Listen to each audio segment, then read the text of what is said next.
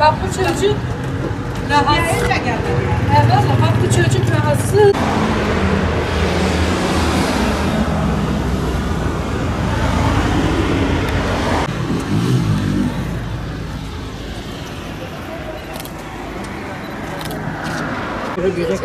Çocuklar düşüyor ayaklarını. Kaç defa medyada, Facebook'larda falan biz de şey yapıyoruz. Buralar yıkılacak mı abisi?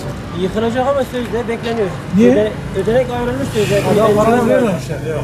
Para verilmemiş. Para da ödenmiyor. Burayla Bak adamlar altında bir de oturmuş. Yani böyle bırakmışlar. Bak bir de yukarıda bu saçağın aşağı geldiğinde karşı. Adamın divarı yok.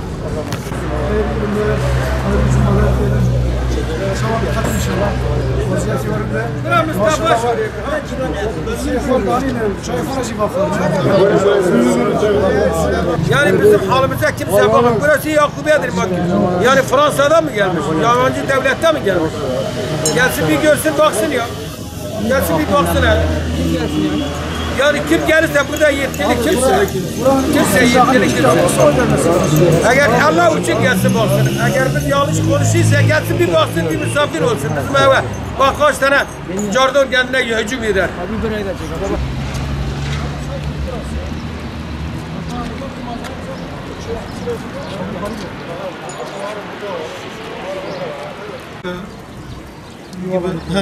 yani şey yapıyor, ateş yakıyorlar mesela, ne bileyim, sesli bombalar şey gibi şeyler patlatıyorlar.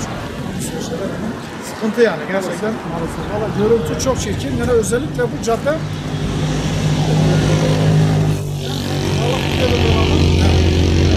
Tarihi Derya Camisi Balıklı dolanıp artı bu yoldan böyle Eyüp Peygamber makamına güzel.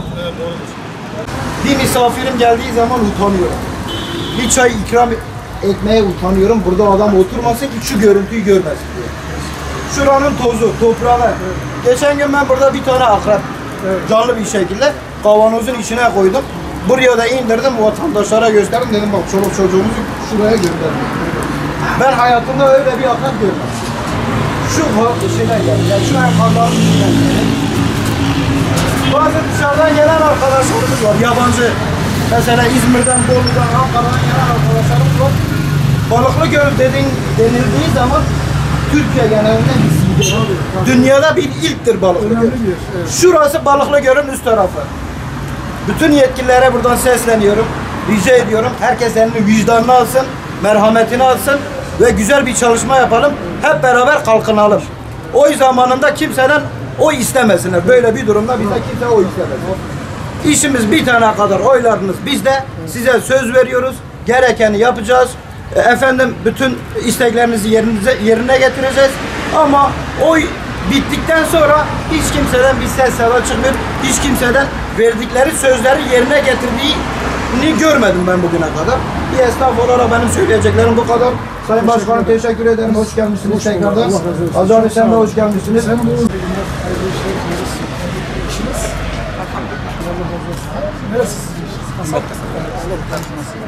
Mesela devlet büyüklerimiz şu karşı tarafın yıkılıp yarı bırakması, kış günü o kırmızı toprak dökmüş. Mesela oralar hep çamura dönüşüyor. Vatandaş kendi evin içerisinde gittiği zaman o toprak hep içeriye taşıyor. Bunu en azından yıkmadınız, hadi bir çimleme falan yapsaydınız, bir divar çekseydiniz. Çocuklar ya şu an oluyor yani bir parkımız, tamam bu büyük park yapıldı ama çocuk parkı olarak yok. Yani bu ya tabii yol da işlektir. Gelen buraya Eyüp Peygamber'e giden buradan gidiyor. Yani sonuçta bu yol çalışıyor. Hani öte taraf olsa bir yerim işlek değil. Çünkü Balıklıgöl'ü buraya bağlayan tek yol burası. Turistin veya o diğerli turistin buraya gelip geçmesi Bu manzara ya peygamberler şeyine uymayan bir manzaradır. biz sizden de Gerçekten yaklaşık olarak biz 7 yıldır buradayız ve 7 yıldır da aynı şekilde. Yani özellikle şimdi değil de kışın genelde donmalar olduktan sonra da düşen, mesela burada çok kişi gidiyor. Burası 2012'de yapılmış bir projedir. Kamusallaştırma adı altında. Birçok ev yıkıldı ama geri kalan evler karalar içinde bıraktı.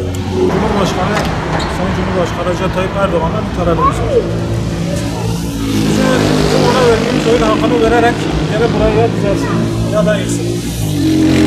Burada çok fazla ilan, antren, fare vesaire şeyler çıkıyor. Bizim bundan dolayı şikayetçiyim. Madde bağımlıları geliyor. Burada biraz önce yıkılmış bir yer var. Burada bir yarık var. Orada mesela çocuklar içeri giriyor. Orada yılan da çıkabilir, aklar da çıkabilir. Bir çocuk keser elbette. Buraya da atabilir. Kimsenin bundan bir haberi olmaz. Farklı Babayla da bizzat görüştük. Ya çiftçiyle de görüştük. Yıkımda çalışan, imsınafta çalışan kişilerle de görüştük. Ve bize bütçe yok, para yok diyerek bizi kandırıyorlar. Ve daha ilerisinde bu şekilde ki artık valiliğe devredilmiş. Bu yıkımını zaten valilik bakacak, biz bakmıyoruz diye bize red cevabı da veriyor. Yakubiye Mahallesi'nin esnaf ziyaretlerini gerçekleştiriyoruz. Yaptığımız bu esnaf ziyaretlerinin içerisinde sorunları, önerileri, şikayetleri, partimiz hakkında görüşlerini de aldığımız gibi şikayetleri de alıyoruz. Mehmet Bey'in de ifade ettiği ve diğer esnafların da ifade etmiş olduğu şikayetlerin merkezinde istimlağa girmiş bu alanlarla ilgili daha çok dikkatimizi çekmiştir. Şimdi buranın 5 yıldır süren bir istimla durumu var. Buranın ya yıkılması ya da tekrar yapılmasıyla ilgili taleplerin olduğu görüyoruz. Yarı yıkılmış vaziyette bırakılmış bu evlerin daha çok art niyetli, madde bağımlısı hırsızların görüyoruz ve esnaflar ve arkadaşlarımızdan duyuyoruz. Ancak bu istimlağa girecek yerlerin bu kadar uzamasının sebeplerini biz de doğrusu bilmiyoruz. Ancak soracağız. Gerekli belediye başkanımıza, gerekli ülke amirimize, gerekirse Sayın Valiliği'nden bunun durumuyla ilgili neler yapılacağını ilgili biz de soracağız. Yaptığımız bu esnaf ziyaretimizin içerisinde gördüğümüz bu manzarada biliyorsunuz bu cadde Balıklı Gölü'nün etrafından dolanan ve bu yol üzerinden Eyüp Peygamber makamına giden bir yoldur. Burası işlek bir yol. Bu manzara Urfa'mıza, Eyüp'e yakışmayan bir manzaradır. Buranın yerlisinin de endişe duyduğu bir duruma dönüşmüş bulunmaktadır. Bu yıkım şekli gerçekten endişe ve tedirgin veriyor.